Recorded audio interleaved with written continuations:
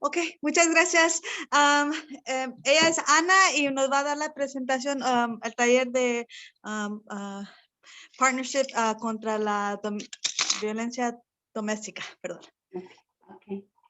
Bueno, muy buenas tardes a todos. Mi nombre, como dice Sandy, es Ana María Ribón. Yo trabajo para una organización que se llama Partnership Against Domestic Violence, que en español la traduciríamos como Alianza en contra de la Violencia Doméstica. ¿Okay?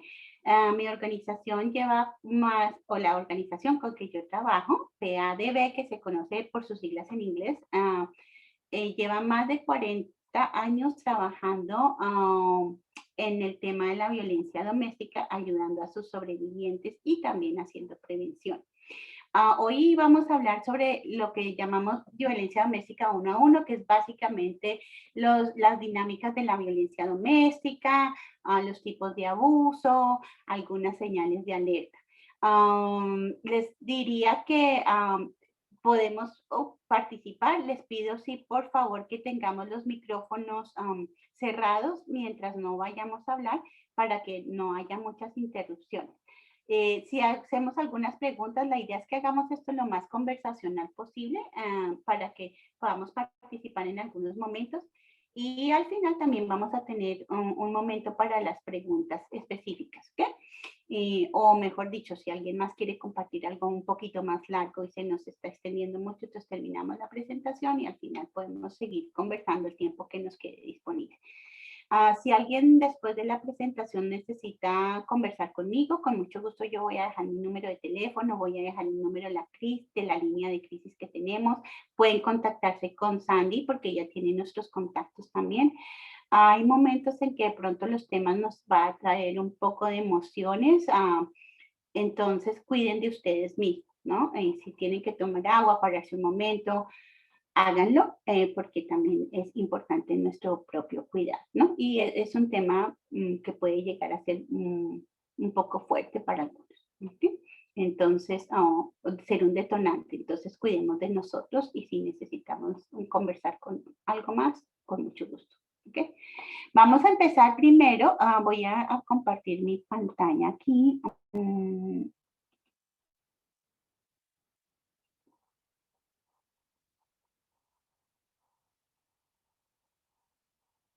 ¿Pueden ver la pantalla? ¿Sí?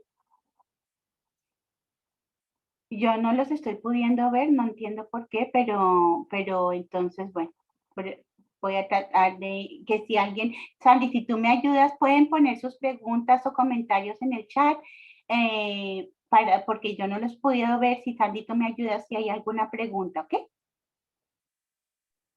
Claro que sí. Gracias, muchas gracias. Bueno, vamos a empezar a hablar primero de los mitos. Hay muchos mitos en torno a la violencia doméstica. Hay mitos acerca de quién es quien abusa, o quién es una víctima, por qué sucede, ¿ok? Si sucede en específicos grupos o no, ¿ok? Entonces, todos esos mitos nos hacen creer cosas que a veces no son muy correctas, ¿no? ¿Quisieran ustedes darme algunos ejemplos de algún mito o creencia que tuvieran acerca de la violencia doméstica? ¿Alguien tiene alguna idea?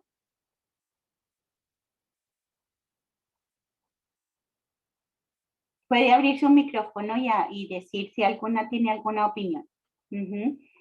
¿Cuál consideran que que es un mito en torno a lo que es la violencia doméstica o la violencia de pareja?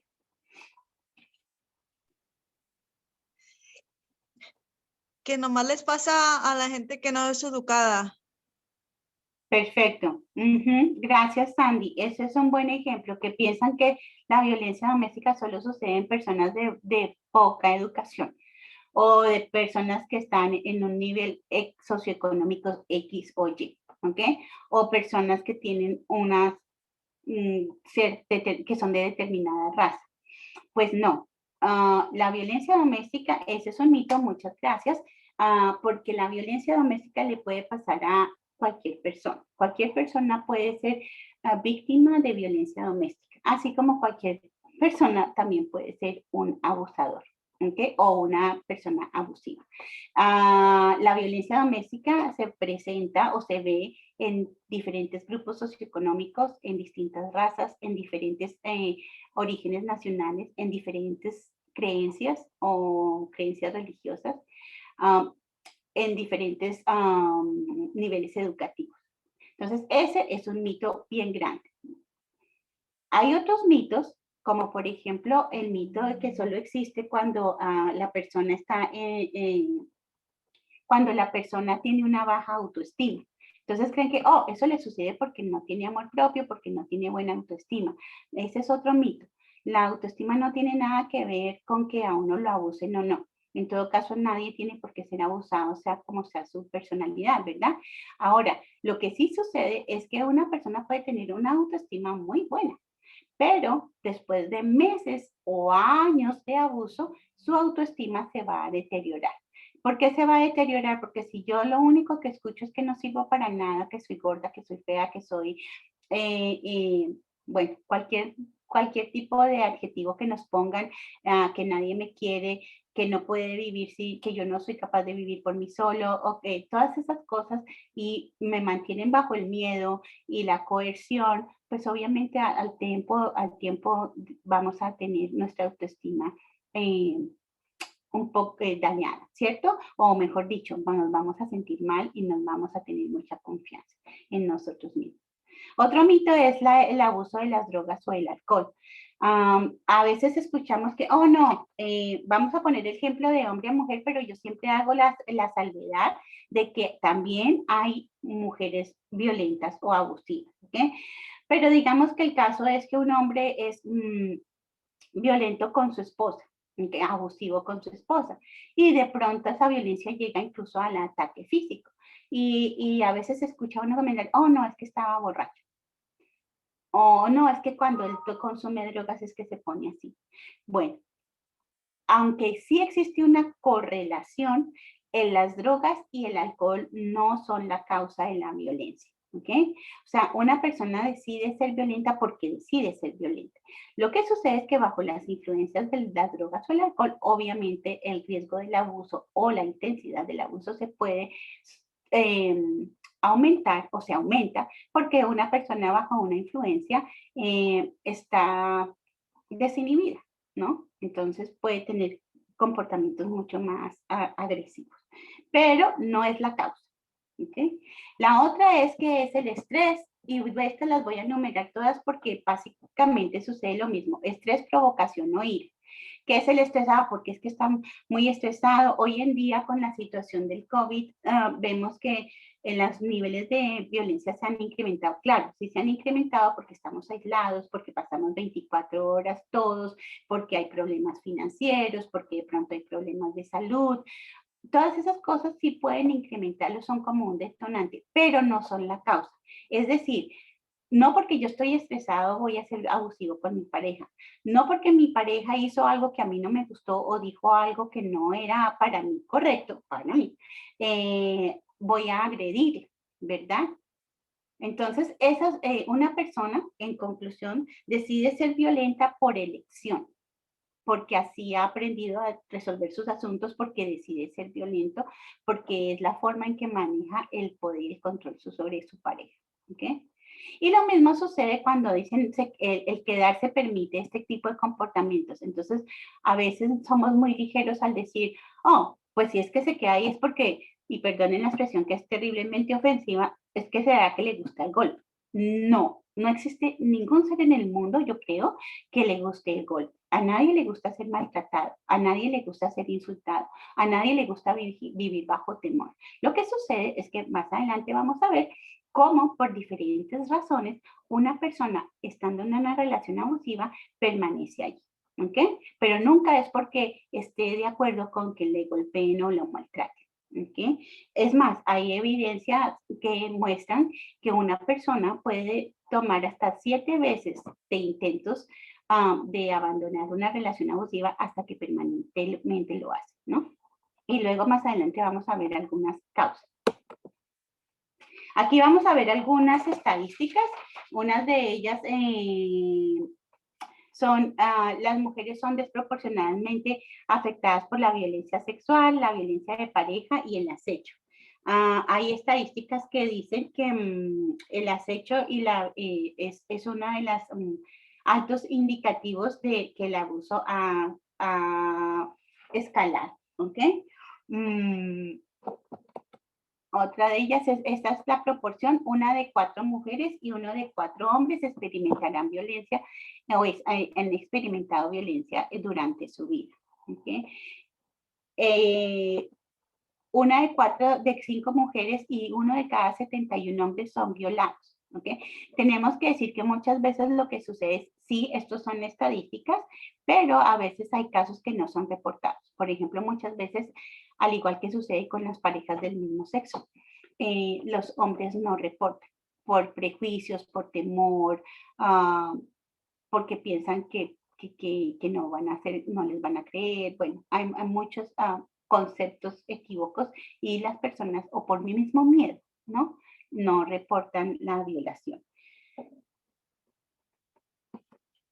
1 de cada 6 mujeres y 1 de cada 19 hombres son acechados. Acechados es la persecución y hoy en día vamos a hablar de que el acecho no solamente sucede de una manera física. Acecho es, por ejemplo, que lo persiguen a uno a dónde va, con quién está, lo llaman cada 5 minutos.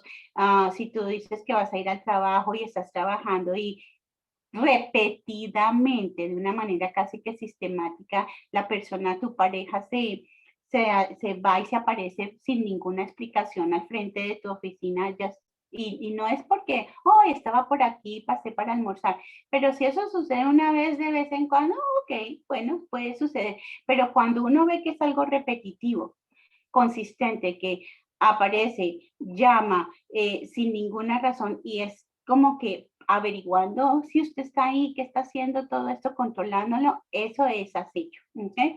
Hoy en día el acecho también se da de manera virtual. Con todos estos medios que tenemos, la tecnología también ha dejado que no es mala la tecnología, pero los abusadores también la utilizan para controlar a sus parejas o víctimas. ¿Cómo lo hacen? Por ejemplo, revisándole el teléfono, revisándole los correos electrónicos, poniéndole un GPS o un track, una aplicación para saber a dónde va, cuánto tiempo se demora, con quién está, fiscalizándole sus redes sociales, fiscalizándole los sitios de internet donde está. Todas esas son formas de acecho. ¿Okay? Y el acecho, como lo había dicho antes, sucede como es un indicativo de alto riesgo. Cuando hablamos de alto riesgo, ¿qué quiere decir? Que cuando hay acecho ya podemos decir que los niveles de abuso son elevados y la persona está cada vez en mayor alto riesgo. ¿Okay? Las 2/3 partes, es decir, el 66.2% de las mujeres víctimas de acecho han sido acechadas por su pareja o por un conocido. ¿Okay? También la violencia doméstica se da en parejas del mismo sexo. Aquí se habla de un 25%, pero como ya lo mencioné, esta es una cifra que no está completamente reportada. O sea, muchos casos de violencia doméstica de parejas del mismo sexo no se reportan. ¿Okay? Por lo mismo, por prejuicios sociales, porque no les creen, porque me da pena que se vayan a enterar de mi relación, bueno, todas esas cosas, ¿no? Entonces, esa es una de las razones.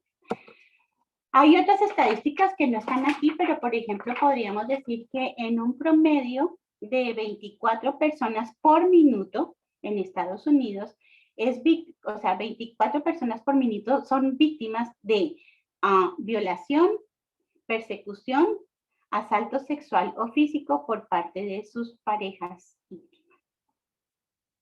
¿Okay? El estado de Georgia ocupa el puesto número 22 a nivel nacional dentro de los estados donde los hombres matan a las mujeres. Este es el último estudio, en realidad no es del 17, sino del 18 esta cifra. El primer estado donde hay asesinatos de mujeres a manos de los hombres es en Alaska.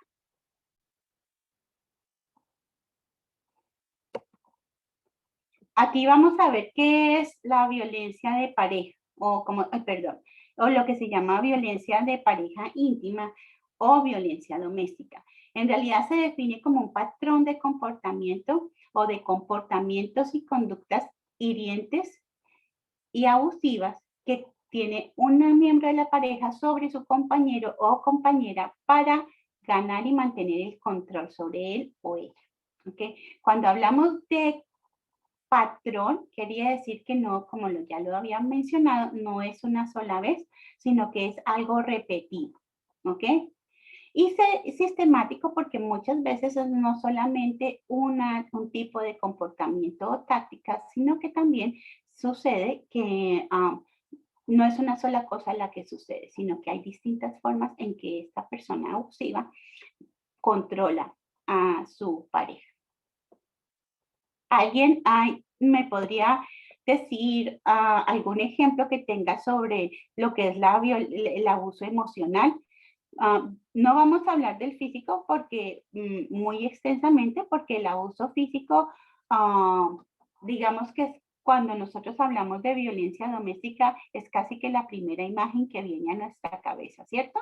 La primera imagen que tenemos cuando decimos violencia doméstica es una persona maltratada físicamente, una persona con morados, ojos negros, huesos rotos, laceraciones en su cuerpo, golpes, ¿no? Eso es lo que nosotros tenemos la imagen y es así, eso sucede y eso sucede generalmente cuando se llega al ataque físico, ya hay un mayor riesgo y pues el abuso ha escalado. Pero también hay abuso emocional, financiero y sexual que es igualmente dañino. ¿Okay? ¿Alguien quisiera darme un ejemplo de qué entendería por abuso emocional o qué tipo de situación podría ser considerado abuso emocional?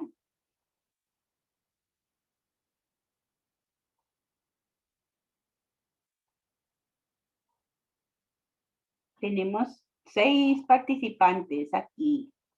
¿Alguien quiere hablar? ¿Decir algo?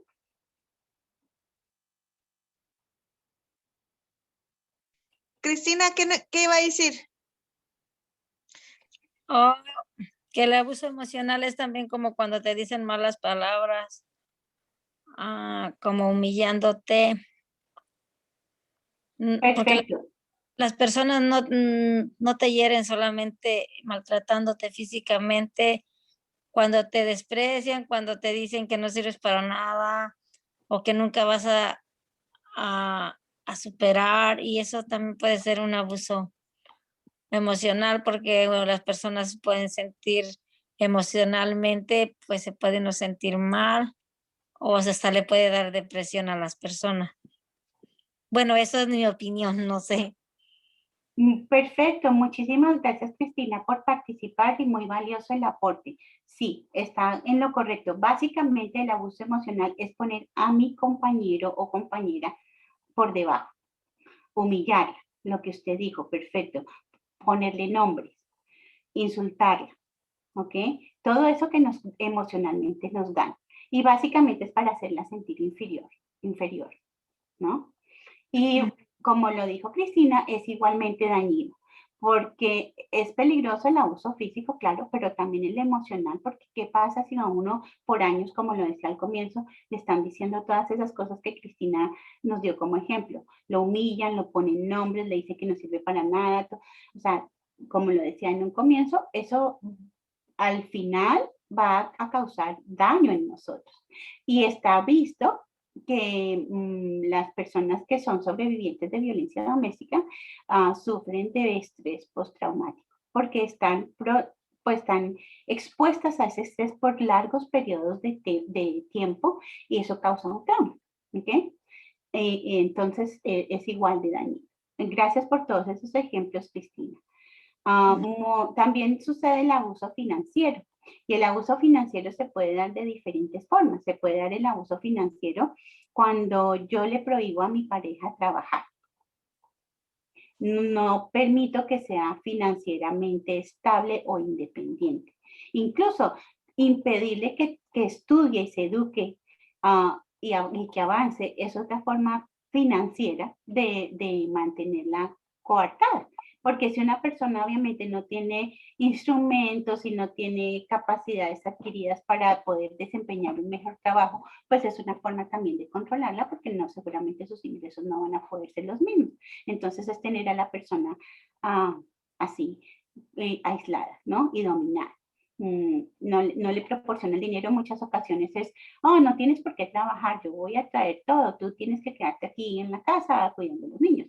Pero cuando te quedas cuidando a los niños, entonces después solamente es una persona tomando todas las decisiones, porque yo soy quien tiene el dinero en la casa. Entonces yo soy quien decido, y la otra persona, mi pareja, no tiene derecho a tomar decisiones en conjunto, no tiene derecho a tener el dinero que necesita. Muchas veces entonces escasea incluso para comprar la alimentación en la casa. Entonces es una forma de dominio. O también la persona trabaja, pero entonces le ponen todos los obstáculos y le sabotean el trabajo. Entonces le impiden ir a trabajar a tiempo, le ponen problema cuando llega, se le aparece en el trabajo, le llama cada 5 minutos, o sea, le sabotea su trabajo, su empleo, hasta que la persona o bien la despiden o le toca irse, ¿no? Porque no hay manera de poder cumplir. Hay otras formas de abuso financiero que incluso pueden llegar hasta lo que se llama el robo de identidad. Robo de identidad es cuando mi pareja utiliza mi información personal sin mi autorización ni conocimiento para sacar préstamos o abrir créditos sin que yo lo sepa. ¿Okay? O cuando me obligan, digamos, si yo soy la persona que soy quien tiene, digamos, el ingreso en la casa y me obligan o a un compartido, pero me obligan a entrar en deudas que yo sé que no puedo cumplir o que no deseo o que no considero necesarias, pero mi compañero o compañera me forza a que yo haga ese tipo de decisiones o tome ese tipo de préstamos. Y lo hago porque estoy bajo el temor de su reacción. O sea, estoy coartada o coaccionada. ¿Ok? Con el abuso sexual sucede lo mismo. A veces diríamos, pero ¿cómo va a haber abuso sexual si somos una pareja íntima? Pues sí. Y aquí hay una palabra clave y es consentimiento. Consentimiento es consentir, es estar de acuerdo con y estar los dos de acuerdo. Pero cuando alguien es obligado a tener relaciones sexuales cuando no quiere o tener prácticas sexuales que no desea tener, con las que no se sienta cómoda y lo hace por temor u obligada o forzada, eso es abuso. Lo mismo es abuso cuando le obligan o le forzan a una persona a que quede embarazada, por ejemplo, ¿no? Y no utilizar los mecanismos cuando no esté como un acuerdo. Esos son tipos de abuso. Y ese abuso puede llegar incluso al tráfico de personas, cuando uno de los compañeros de la pareja obliga a su compañero o compañera a prostituirse, a tener prácticas sexuales, incluso a cambio de dinero.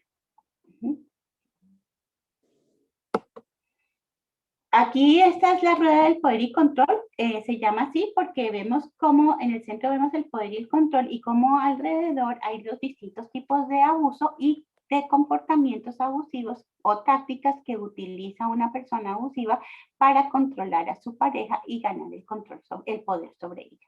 Entonces ya vimos los primeros, que es el abuso emocional, económico, sexual, el aislamiento. El aislamiento puede empezar de una manera muy sutil. En realidad, todos estos tipos de abuso puede que empiecen de una manera muy sutil. El abuso no necesariamente empieza siendo violento desde el comienzo. ¿Okay? El abuso puede empezar de una manera, como digo, muy discreta o sutil, como, el aislamiento es cada vez que uno va a ir a ver a su familia, su compañero o compañera le pone obstáculos. Pero es que prefieres irte con tu mamá o ver a tus hermanos que estar conmigo. Pero no es una sola vez, es todas las veces. ¿Por qué no te quedas conmigo? ¿Y por qué más bien no hacemos algo juntos? Pero no es ya, como le digo, una sola vez, sino que es cada vez. Yo empiezo a notar que cada vez que yo voy a salir con alguien o a verme con mis amigos o a ir a donde mi familia, hay un obstáculo para mantenerme aislada. O no me deja trabajar. Esa es otra forma de aislarlo a uno, porque entonces no tiene contacto con más personas, no tiene dinero, entonces la está aislando, ¿no? La está dejando sin comunicación. Y muchas veces ese aislamiento quiere decir también como la forma en que nos manipulan incluso nuestras ideas acerca de nuestros propios familiares o nuestras relaciones con nuestros amigos, ¿no? Y todo es con el propósito de dejarlo a uno solo, sin mayor contacto con los demás, o que uno cambie la perspectiva en torno a quienes son sus familiares y amigos. Intimidación es otra definición podría ser poner susto dentro de uno. O sea, intimidar es asustar al otro, hacer al otro sentirse inseguro, sentirse con miedo, o no hago esto porque no sé, mejor me quedo callada, mejor no digo, ¿verdad? El mejor ejemplo de intimidación es, ¿se acuerdan cuando eran pequeños y se estaba uno portando mal en la casa de un amigo o de un familiar, o está en el supermercado y se está portando mal y gritando, y la mamá o el papá lo único que hace es darle una mirada de espérate a que lleguemos a la casa? Bueno, eso sucede a veces con las parejas, entonces con solo una mirada, con un gesto, con una acción, ya están controlando a su pareja porque es como advirtiéndole lo que puede pasar. Esa es una forma de intimidar. O que saber uno que si no hago lo que me dice, voy a tener una consecuencia negativa. El privilegio masculino, y aquí hablamos más que todo como de los modelos de lo que es un hombre y una mujer de una manera rígida, es decir, cuando tenemos una mente muy cerrada en torno al rol de un hombre o de una mujer, o no, los hombres son los que tienen que ir y trabajar y ser proveedores, pero ellos no hacen oficio en la casa, ellos no cambian pañales, y la mujer es para estar en la casa y obedecer. No, ese es un rol demasiado cerrado, ¿no? Es ese privilegio masculino porque yo soy el hombre, el proveedor, yo soy el que trae todo a la casa, entonces yo soy quien toma las decisiones y controlo todo. Las amenazas son, por decir, amenazas de suicidio o de homicidio. Es decir, si tú te vas, sin ti yo me muero o me mato.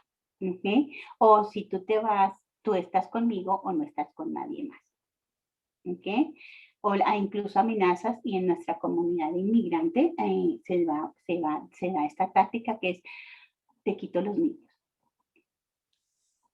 O me voy con los niños y me pierden, no me vuelves a ver. Y lo utiliza como un mecanismo de control sobre el otro. O incluso muchas veces de amenazar de hacerle daño a los niños o a la familia. ¿No?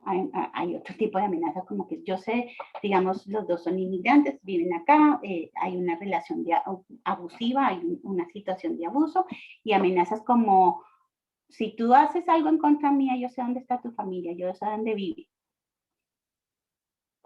Ese tipo de amenazas.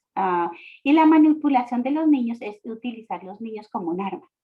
Entonces, una forma es para hacer sentir a la pareja que está siendo abusada culpable de todo. Entonces, si el niño se cae, es la culpa de la pareja. Si es, por decir, si yo soy la persona abusada, entonces, si el niño se cae, es mi culpa. Si el niño se enferma, es mi culpa. Si el niño saca malas calificaciones, es mi culpa. Todo es mi culpa. Todo lo malo, obviamente. No lo bueno. Todo lo malo es mi culpa. Es porque no sé ser una buena madre, porque no sé educar, porque no sé disciplinar. Bueno, porque soy ignorante, en fin, todas esas cosas, ¿no? Otra forma es manipular a los niños para que se pongan en contra de la persona que está siendo víctima. Entonces, no siguen las normas de disciplina porque obviamente rompiendo con las normas que se han establecido de disciplina, por decir, si es la madre la que está disciplinando al niño y el papá sistemáticamente, repetitivamente, lo que hace es irrespetar o romper esas normas de la mamá porque para ganarse al niño. O muchas veces es abiertamente, si el niño no obedece o no quiere hacer lo que la persona abusiva está queriendo, entonces el niño también tiene consecuencias. ¿Alguien tiene algún comentario para hacer?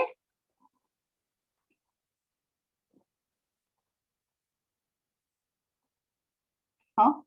Ok. Seguimos entonces. Antes de empezar a hablar de por qué se quedan las mujeres, también no sé por qué esta presentación no lo tiene incluida, el ciclo de la violencia. Si así como hay unos tipos de violencia y comportamientos abusivos, también hay un ciclo. El ciclo de la violencia tiene 3 diferentes estaciones. Una es la manipulación, la otra es la tensión y la otra es la explosión o hecho violento. ¿Qué sucede en la manipulación? Que la más clara etapa es la etapa inicial, cuando todo es maravilloso, sentimos florecitas o maripositas en el estómago, sentimos que es la relación perfecta, yo le llamo la relación, el tiempo de las flores y los chocolates y todo parece maravilloso, ¿cierto? La luna de miel. Pero esa luna de miel va desapareciendo y empieza a construirse esa tensión. Entonces, y la tensión empieza a crecer. Entonces ya hay ciertas malas palabras, hay cambios de temperamento inesperados e injustificados. O sea, ahorita estoy bien y a los 5 minutos estoy como un tigre por tonterías.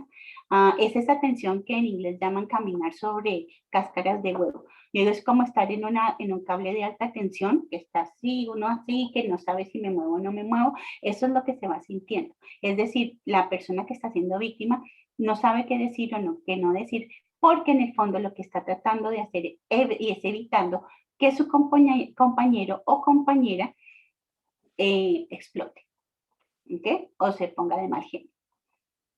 Y yo siento miedo y me siento nervioso y estoy estresado porque todo lo que hago está mal, están los malos comentarios, están de pronto gestos como tirar una puerta, hacer mala cara, sin saber por qué. Y luego viene la violencia. Entonces, ese episodio violento es generalmente cuando hay intervención de una tercera parte, ya sea familia o la intervención de una organización o la intervención de la policía, ¿no? Si llega a haber un evento físico. Y entonces es cuando viene la explosión, sucede el hecho violento, sea verbal o emocional o físico, incluso tirando cosas, rompiendo paredes, insultando, echando de la casa a la otra persona, dándole malas palabras, ¿ok? O golpeándola directamente. ¿Okay? Y luego, ese ciclo empieza de nuevo. Entonces viene la etapa otra vez de la manipulación, del lo siento, no debió suceder, no va a volver a pasar, perdóname, llantos, como dicen en mi país, llanto y crujir de dientes, pero siempre es el pero, que es, estaba cansado, estaba borracho, es que tú me dijiste, hubo provocación, o sea, siempre la persona abusiva tiene una justificación para su violencia, aunque diga y prometa, ¿no? Entonces promete y la persona que está siendo víctima cree y dice, ok, de pronto tampoco es tan malo, tal vez sí fue mi culpa, a lo mejor sí yo cambio, bueno, no es tan mala la situación, pero él me quiere, en fin, todas esas cosas, y el ciclo empieza, y vuelve y empieza la tensión, y vuelve y viene la explosión, y así pueden suceder años, ¿ok? A veces cuando el abuso se vuelve demasiado fuerte, incluso la manipulación desaparece y solamente es tensión y eventos violentos, tensión y eventos violentos. Incluso esa parte de manipulación a veces puede desaparecer. Ahora vamos a ver por qué las personas se quedan. Entonces, primero se quedan porque uno de los mayores riesgos de fatalidad en una relación abusiva es el momento de la separación. Y vamos a hablar que no es solamente la separación física, sino también la separación emocional. Cuando yo empiezo a ser independiente, entonces de alguna u otra forma me empiezo a alejar de mi pareja, ¿verdad? Busco otra vez trabajar, empiezo a buscar para ser autónoma en mis decisiones, a trabajar de nuevo, a estudiar de nuevo, ¿no? Entonces, emocionalmente, la persona abusiva está sintiendo esa separación y es un momento de riesgo. Y cuando hay la separación física, pues también. El riesgo de que una persona sea asesinada durante la separación se incrementa en un 75%. Es decir, el riesgo de que alguien sea asesinado se incrementa hasta en un 75% en el tiempo de la separación. Por eso no estamos diciendo que si está en una relación de peligro y abusiva, la persona se tenga que quedar. No. Para eso hay que trabajar en un plan para que la persona lo haga de una manera segura. ¿Okay? Entonces, esa es una de las razones. Se queda por miedo. Hay otras razones como la religión o la fe. A veces tenemos creencias que, o no, aquí me tengo que quedar porque es que mi religión así me lo dice. Bueno, en realidad no hay ninguna religión que diga que uno se tiene que quedar en una relación de maltrato. ¿Ok? Las religiones generalmente lo que ellas promueven es el respeto, el amor, ¿ok? La consideración, el honrarse el uno al otro, ¿verdad? Pero no el maltrato. Y si bien es cierto que por decir algo en la religión católica, la gente dice se casan hasta que la muerte los separe, pero en ninguna parte dice que la muerte tiene que venir a manos de tu compañero. Entonces, eso es una creencia. A veces también puede suceder que la persona que está siendo abusiva en mi iglesia, cualquier denominación que sea, es una persona prestante y conocida. Y entonces, pues, la persona que está siendo víctima se siente atemorizada de pedir ayuda. Si recurre de pronto a la iglesia, lo que le van a decir es, oh, no, tienes que buscar quedarte allí, o no le creen, ¿no? Y siente vergüenza. Otra de las razones puede ser la falta de recursos, porque como digo, si una persona la han aislado, no tiene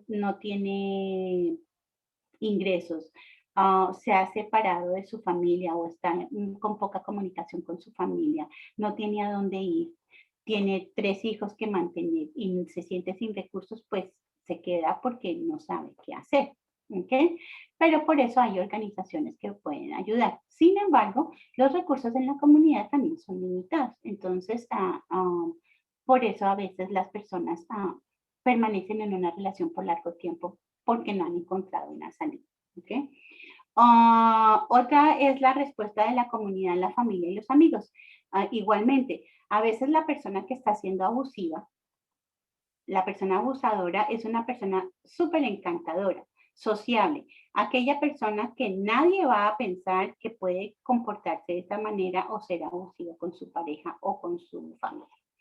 Es la persona que muchas veces la víctima cuenta, oh no, es que esto es lo que está pasando, pero ¿cómo es posible? Semejante encanto, ¿no? Entonces toman lados. Y a veces cuando tomamos lados, sin conocer la historia, pues tomamos el lado de la persona que está siendo abusadora, ¿ok?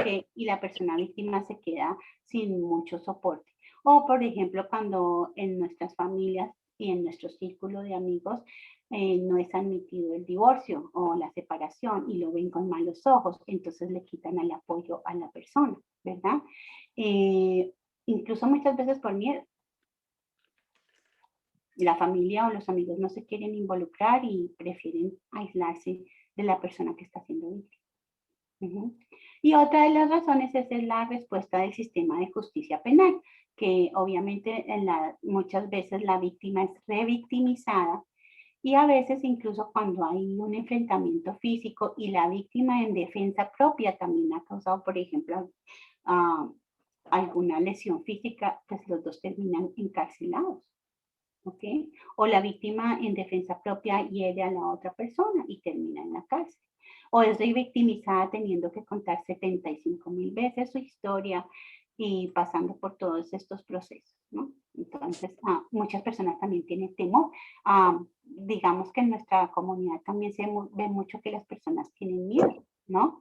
Porque piensan que voy a llamar a la policía y ¿qué pasa? Si me llevan preso, si no tengo un estatus migratorio, porque no conozco el sistema, ¿no? Incluso las barreras del lenguaje. Todas esas son razones, ¿no? Ahorita vamos a pasar a ver los indicadores de peligro. ¿Qué son estos indicadores de peligro? Cuando se está en una relación abusiva, el abuso puede ir subiendo, como ya lo hemos hablado, y hay ciertos indicadores que nos dicen, oh, ok, esto está ya en un mayor riesgo, ¿ok? O sea, que la persona víctima se está exponiendo a un mayor riesgo, por ejemplo, de una fatalidad, ¿ok? Entonces, esos indicadores, o de que el abuso se ha incrementado. Esos indicadores son las amenazas de suicidio y homicidio. Si bien es cierto que decimos a veces que el suicidio, el homicidio, a veces la persona abusiva los utiliza como una táctica para amedrentar o asustar al otro, Es cierto que puede suceder. Una persona que ya tiene en su cabeza que me voy a matar o que si tú te vas yo me causo daño, puede que en algún momento sí lo haga. Puede que no lo haya hecho en la primera o segunda vez, pero nunca sabemos si lo va a intentar de verdad, ¿cierto? Entonces ese es un indicador de alto riesgo. Lo mismo las amenazas de homicidio. La posesión de un arma, si una persona es abusiva y violenta y hay un arma en el hogar, eso incrementa las posibilidades de una fatalidad. Lo mismo las drogas y el alcohol, aunque decimos que las drogas y el alcohol no son la causa del abuso, ya dijimos que son correlación, ¿ok? Que hay una correlación en ellas. Una persona abusiva y violenta bajo la influencia de las drogas o el alcohol, el riesgo se incrementa. Igualmente ya hablamos de la separación, de la estabilidad de pérdida o la pérdida, perdón, de estabilidad financiera o los problemas de salud. Y esta pandemia nos lo ha demostrado. Ya hablamos de que los incidentes de violencia doméstica durante la pandemia, en los primeros meses se reportó un incremento durante el tiempo de la cuarentena. En el mundo entero hubo un incremento del 46% en casos de violencia doméstica. Y podríamos decir que el número es aún mayor. ¿Por qué? Porque pues la gente estaba aislada. O sea, eso permitía aún mayor control y abuso por parte de la persona abusiva y la persona víctima no tenía salida, ¿no? Es más difícil buscar ayuda o recurrir a alguna organización porque estaba todo el tiempo bajo el control de la persona abusadora.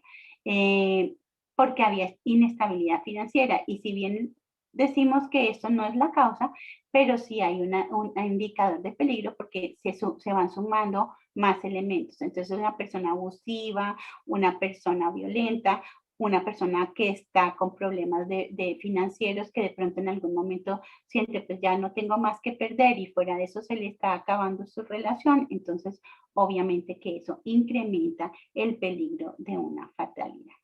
Y lo mismo los problemas de salud, ¿no? Pueden ser un detonante. Estas son señales de advertencia. Cuando hablamos de señales de advertencia, estamos diciendo que estas son algunas de las características que nos pueden decir que estamos en una relación abusiva, ¿ok? O que la persona con que estamos puede ser una persona abusadora. Entonces, a veces son señales buenas de conocer porque nos indican que de pronto es tiempo de hacer un par.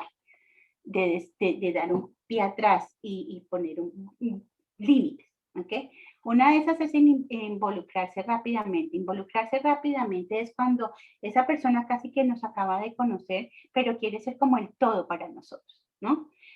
O viceversa, nos empieza a hacer sentir que, oh no, tú eres mi salvador o mi salvadora. No, aquí no hay salvadores. Nadie salva al otro. Uno se salva por sí mismo o uno es un ser completamente independiente y autónomo y capaz, que es lo que uno decide cuando tiene una relación de pareja, es dos juntos para construir algo en común, pero no para que llene mis vacíos, ¿no? Ni para que venga aquí a controlarme, ¿no? Entonces, involucrarse rápidamente es eso, como querer como venir y llenar toda la vida y casi que es absorbente y a veces, como digo, es muy sutil. Es decir, lo hacen con excusas aparentemente muy positivas, no es porque me cuida, es porque me quiere, es porque se preocupa por mí, es porque me quiere ayudar en esto, pero ¿es en realidad todo eso o es que me está absorbiendo y encerrando? Otra forma de involucrarse rápidamente es, nos conocemos, empezamos a salir, pero rápido quiere un compromiso serio. Quiere un compromiso serio de casarnos o irnos a vivir juntos. Si nos casamos, entonces rápido quiere que esté embarazada o que tengamos bebés o me presiona, ¿no? Y se me quiere volver el todo. Eso es involucrarse rápidamente. Aislamiento ya lo vimos. El monitoreo es la misma, el acecho, ¿no? Querer saber todo acerca de uno. ¿Dónde está? ¿Con quién está? ¿A qué horas viene? ¿A qué horas sale? ¿Por dónde pasó? ¿Qué está tomando? Un pequeño ejemplo de estos es, bueno, no es pequeño, pero uno de los ejemplos es, voy a salir con mis amigos, vamos a tomarnos un café con mis amigos, estamos sentados en tal parte y mi compañero o compañera me está llamando cada 5 minutos, a ver, ¿y con quién estás? Ah, y prende la cámara para ver, solo para controlar. Y como digo, no es un solo evento, es repetido, ¿ok? Este es el monitoreo y como ya lo mencioné, incluso ponerle una aplicación o un GPS al carro para que la bajen en el teléfono con la excusa de que para seguridad, pero es por seguridad genuinamente o es porque es otra manera de estarme controlando a dónde voy. Y si me distorsiono del camino o me desvío del camino porque se me ocurrió ir a comprar un pastel, entonces, ¿por qué se fue para allá? Y viene el problema, ¿no? Ya hablamos de los roles de género rígidos. Los celos no son un indicativo de amor, al contrario. Los celos son control y los celos no deben existir en una relación sana, porque si yo respeto a mi pareja, es decir, si yo amo a mi pareja, yo respeto a mi pareja, yo creo y confío en mi pareja, entonces no tengo por qué tener celos. ¿Okay? Entonces los celos son un indicativo también de una persona abusiva. Igualmente, como Cristina lo mencionó, los insultos, las amenazas, los comentarios despectivos. ¿Okay? ¿Alguien tiene algo para aportar, comentar, añadir, preguntar?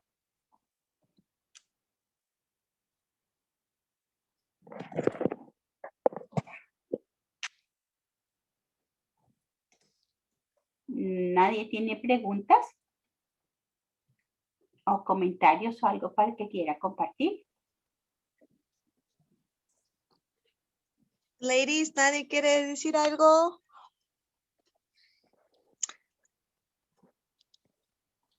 Yo ya estoy cansada de hablar, pero bueno, vamos a seguir. Ya, digamos, hasta aquí va el contenido de nuestra presentación. Si alguien tiene alguna pregunta, con mucho gusto. Ahorita les voy a hablar de lo que hacemos nosotros en PADB. Esta es nuestra misión, como les mencionaba al comienzo, es acabar con el crimen de la violencia de pareja y empoderar a sus sobrevivientes. Para ello, nosotros trabajamos en dos frentes, que son la intervención y la prevención. En intervención, que quiere decir ayudar a las personas que están siendo víctimas en una relación de pareja abusiva, tenemos una línea de crisis que funciona 24 horas, 7 días a la semana. Tenemos 2 refugios donde pueden llegar o recibimos a personas, incluso con hijos, que por razones de violencia doméstica y están en peligro necesitan dejar o abandonar sus hogares. Entonces, en estos refugios llegan, se les da atención, tienen grupos de apoyo, hay consejeros y tienen un defensor que les ayuda para que empiecen su camino hacia la sanación y restablecer su vida. ¿Okay? También tenemos grupos de apoyo comunitarios, es decir, no necesariamente una persona tiene que estar en el refugio o en un refugio para tener asistencia o ayuda o apoyo. Entonces, nosotros tenemos grupos comunitarios en inglés y en español. Si alguien está interesado, también puede contactarme a mí o igual después puede hablar con Sandy.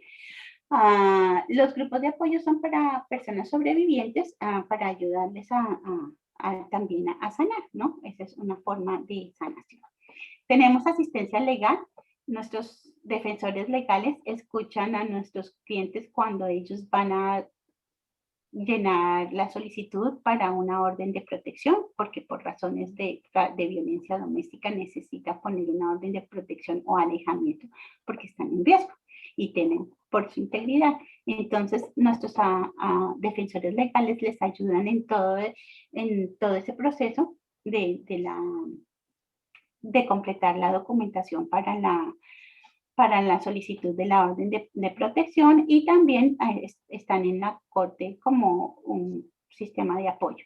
También les proporcionan información sobre otros recursos legales, como por ejemplo si alguien necesita recursos legales para entablar un divorcio o incluso la representación legal al momento de la corte por la orden de protección.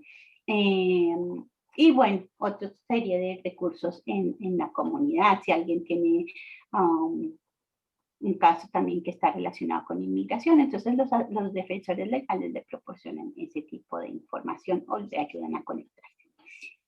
Tenemos el apoyo en vivienda. Básicamente este es un programa para quienes están saliendo de nuestros refugios. Si son elegibles para los programas que se tienen, ellos entonces les ayudan con una asistencia en vivienda para que la persona logre estabilizarse y mantener una vivienda segura y estable. ¿Okay? Mientras, digamos, vuelve a trabajar, se incorpora a su vida normal. Y también ayudamos a las personas que necesitan aplicar o llenar la solicitud para beneficios públicos como son las estampillas de comida, quien requiera la ayuda. Y en prevención hacemos este tipo de trabajo. Primero tenemos un programa que es para la prevención de la violencia en el noviazgo adolescente, porque sucede, la violencia de pareja en el noviazgo de adolescentes es presente y es crítica. En el estado de Georgia, este es el tercer estado con mayor número de reportes de violencia en el noviazgo adolescente en los Estados Unidos. Es el estado con mayor número, del tercer estado con mayor número de reportes. Entonces, en este programa, las personas que coordinan este programa, ellos van a los lugares como escuelas de secundaria y preparatorias a dar información sobre lo que es la violencia en el noviazgo, y también hay un currículo para educar a los adolescentes sobre lo que es construir una relación de pareja saludable. ¿Okay? También se acude a los colleges para que los jóvenes que están en college también conozcan sobre lo que es la violencia en el noviazgo, tengan recursos y apoyo. Tenemos la educación comunitaria, que es lo que hago yo y hace mi compañera Coti. Nosotros trabajamos dando este tipo de presentaciones en inglés y en español. Vamos a las empresas, a las organizaciones comunitarias, acudimos, bueno, ahorita durante la pandemia todo es virtual, pero asistimos a eventos comunitarios y de salud para dar nuestro mensaje y para crear conciencia de lo que es la violencia doméstica, porque la idea es que entendamos que la violencia doméstica no es un problema de puertas para adentro. La violencia doméstica es un crimen y es también un problema de salud pública. ¿Okay? Entonces, acabar con él requiere el esfuerzo de todos. No es que esto no es problema mío, no, es problema de todos. Y si podemos hacer algo, es bueno que lo hagamos, ¿no? ¿Y cómo podemos ayudar? Pues educándonos y conociendo acerca del tema, ¿no? Evitando o no reforzando ni permitiendo comportamientos intimidantes o humillantes hacia alguien cuando lo vemos, ¿no? No quiere decir que vamos a ir a salir a pelear allá con todos, contra todos, no, pero sí podemos de pronto ayudar a una persona que conocemos que está en una situación de violencia de una manera muy prudente y respetando siempre a la persona, hacerle saber que hay recursos, que hay donde llamar, que donde conseguir información, ¿no? Entonces hacemos ese tipo de educación comunitaria. Tenemos defensores para niños y jóvenes en nuestros hogares, porque cuando los papás o las mamás llegan con las víctimas o sobrevivientes llegan a los refugios, pues cuando llegan con sus hijos, pues es también un periodo difícil para los niños, ¿verdad? Entonces hacerles ese momento de transición, digamos, de la manera más llevable para los muchachos y se les presta el apoyo en ese sentido. También hacemos charlas sobre lo que es la violencia doméstica en los lugares de trabajo. Y atendemos a comunidades como las personas con discapacidades, las personas de la comunidad LGTBQ o también personas latinas. Si alguien está lastimado, alguien lo está lastimando, sepa que siempre hay ayuda. ¿Okay? El silencio mata en estos casos. Entonces, busque siempre ayuda. Aprenda que todos tenemos derechos y aprenda sobre sus derechos. Si alguien es víctima de crimen, nosotros también damos información sobre lo que es el programa de compensación de víctimas y puede recibir asistencia para llenar esa solicitud. Y contacte organizaciones, bueno, aquí hablamos de nuestra organización que es Partnership Against Domestic Violence, pero hay también otro tipo muchas más organizaciones también ayudando. Entonces, la ayuda está ahí afuera. Lo importante es que la conozcamos y sepamos que existe.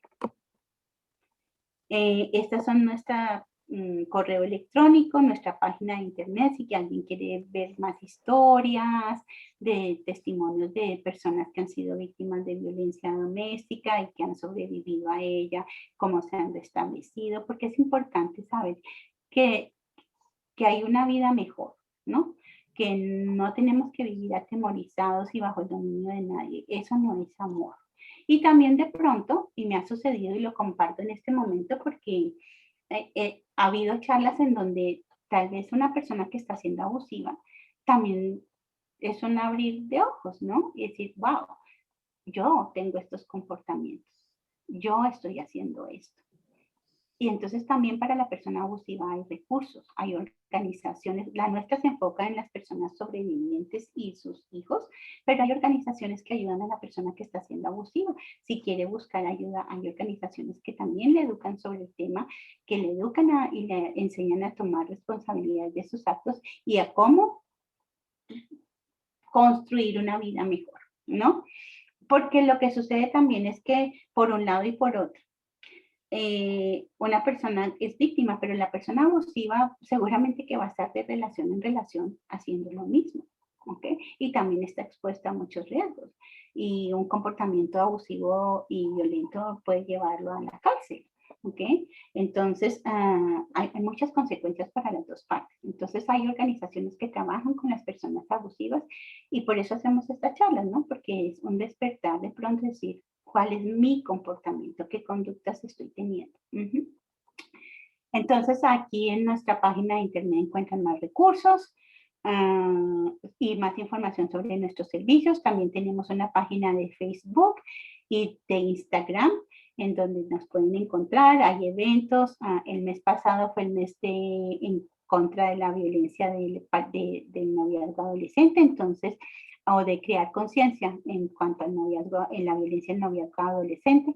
Hay muchos podcasters que les hablan sobre las distintas dinámicas y del noviazgo en la adolescencia y así como muchos otros temas de interés en torno a la violencia de pareja. ¿Dónde encontrar ayuda? Esta es la línea de crisis de nosotros, el 404-873-1766. Luego también está la línea de violencia doméstica estatal, que es el 833 Heaven. Y también para quienes son víctimas de crimen, este es el número del programa de compensación de víctimas. Okay.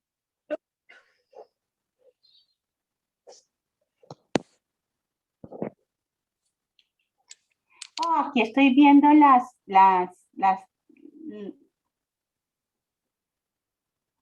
ok. Aquí veo que Heidi me pregunta cómo podemos ayudar a una persona que sufre de esto. Gracias por la pregunta, Heidi. Sí, bueno, yo pienso que lo primero que creo que es una buena pregunta y la hicieron en el de inglés también, Sandy. Heidi, lo primero es escuchar y no juzgar. ¿Ok? Tenemos que tener una mente abierta y no juzgar a la persona. Una persona que está bajo el abuso de su pareja es una persona intimidada, asustada, nerviosa y lo menos que necesita es que alguien venga y le diga tienes que hacer o no tienes que hacer. Lo primero es escuchar. Si yo siento que de pronto no tengo todas las herramientas para ayudarle, entonces darle un número de teléfono como el de la línea de crisis de nosotros o la línea de crisis del Estado. Hacerle saber que usted está ahí, que usted le cree, que puede contar con usted. Si esa persona le cuenta algo, le confía algo, no salga a contárselo a nadie, ni al más cercano de sus seres humanos. No, esa persona está confiando en usted y esa confidencialidad es valiosa, porque tal vez usted es la única ventanita para que esa persona busque ayuda y encuentre algo alguna asistencia. Pero si yo la cierro porque ella o él se entera que estoy contándole a los cuatro vientos lo que está sucediendo, le estoy bloqueando eso. Entonces, no juzgue, no le diga qué hacer, porque a esa persona está bajo el control de otro todo el tiempo, diciéndole qué tiene y qué no tiene que hacer, y que si eso no es escuche, tampoco la obligue a que le cuente si no quiere, sino lo que la persona quiere, pero hágale saber que usted está ahí, que usted está para escucharla y apoyarla, que usted le puede ayudar con recursos, ¿ok? y que pregúntele si le da la oportunidad. ¿Qué quieres hacer? Es ponerle a la otra persona en sus manos su destino cuando se lo han arrancado totalmente, ¿ok? Pero entonces es decirle eso, ¿qué quieres hacer? Y como digo, no tener prejuicios y darle estos herramientas que existen, hacerle saber que hay lugares donde puede encontrar ayuda, que hay grupos a los que puede asistir.